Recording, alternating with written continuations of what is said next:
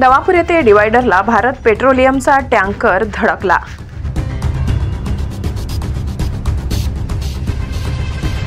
नवापूर येथील national bakery समोर असलेल्या उड्डाण पुलावरील डिवायडरला भारत पेट्रोलियमचा GJ18X1483 क्रमांकाचा टँकर डिवायडरला धडकला असून मागील चाकातून धूर देखील निघत होता।